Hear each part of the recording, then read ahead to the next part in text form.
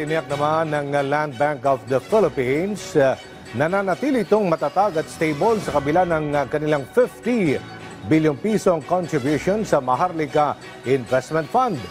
Iginit ng naturang state-run bank, patuloy nilang nalalagpasan ang minimum requirements ng Bangko Sentral ng Pilipinas para sa capital adequacy ratio na isang mahalagang batayan pagdating sa katatagan ng isang bangko.